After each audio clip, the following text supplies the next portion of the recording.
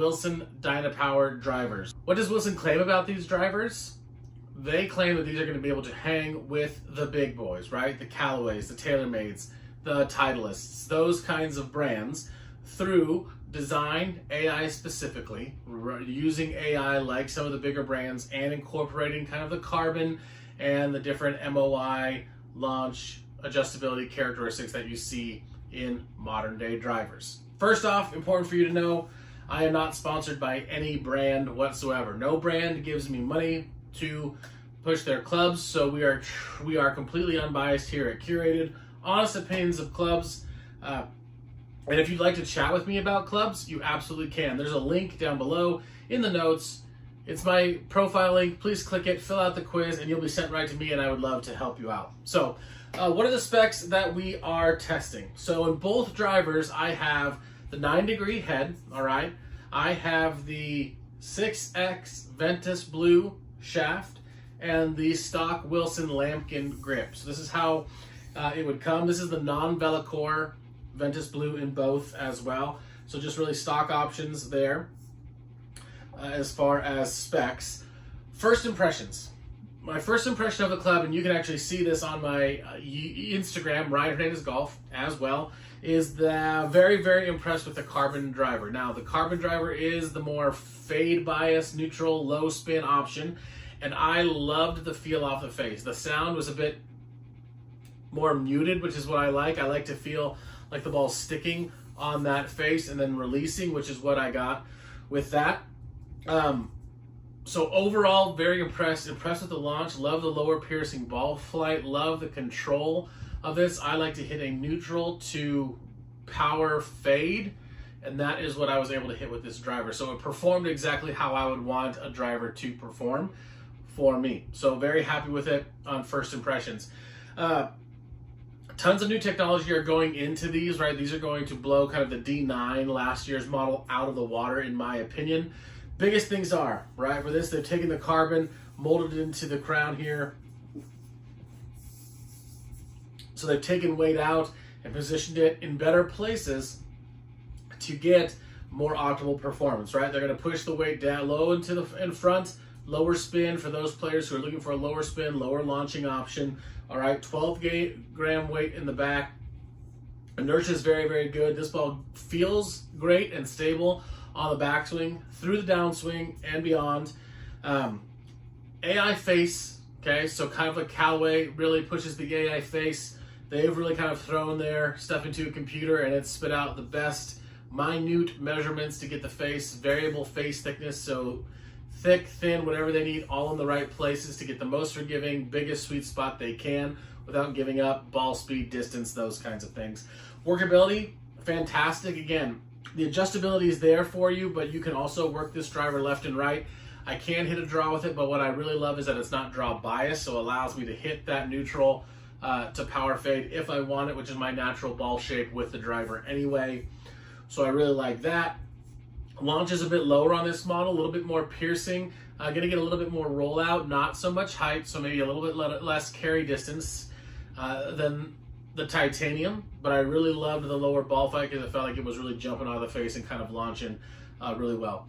Ball speed is my, I wouldn't even say it's a concern, but I think it's a little down from what I've tested with, say, the Triple Diamond or the Stealth 2 Plus or even the TSR. It was a little down, but it's still a monster there. It's still going to compete. It's still going to be within that 3 to 5 miles per hour, so you're not really losing anything. Though I think you'll find if you do test all of them side by side that it will be on the lower end of those maybe top end brands. But again, golf clubs work different for everybody, so you may hit this and get a faster ball speed. The face is there, the technology is there to be with the big boys, so I don't think you have anything to worry about there. Spin was awesome from what I could gather. The data that I have, I want to sit right around that 2,500 number. That really gets me there to kind of get the carry and the spin that I want out of it, and I had no issues with that. I don't find a ton unique about its appearance. What I do find interesting is it has kind of like that Kevlar or check pattern in here, that kind of woven look to it. Very reminiscent of the Sim 2 from TaylorMade, both on the bottom here and the top here as well. So if you look at a Sim 2 and you played a Sim 2, you might see some similarities as far as design looks go. That pattern is not prevalent on the top of the titanium though. It's more of a solid look there with the matte, and you'll get more of kind of that patterned material look here on the carbon. The sound of the club, we talked about that a little bit. I really like the feel off the face. Sound and feel are basically the same thing, right? We say a club feels good when we like the sound. I'm not a huge fan of a lot of tinginess, and so I feel like the carbon had more of a muted face to it.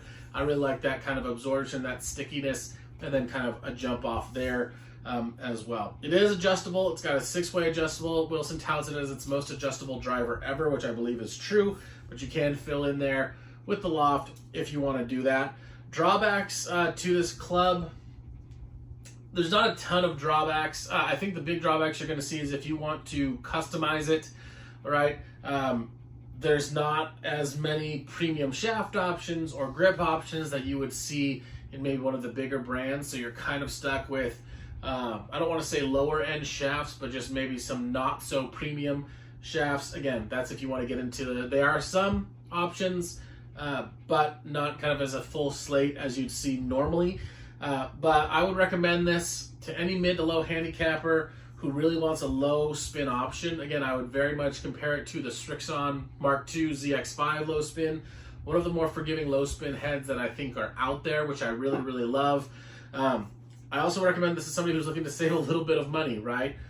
Drivers are coming in at $550, $600. This comes in at $499, right? It's kind of inching closer to the big boy prices, which some say are going to make it tougher for Wilson to compete. I think it almost makes it easier because people equate price a lot of the time to quality. And so, you know, if a driver costs $359, somebody's automatically going to think it's cheap, right? As they kind of inch more towards those gamer models, I actually think it puts them more in the conversation of, well, they can charge $500 for a driver, it must be kind of up to the level of those drivers.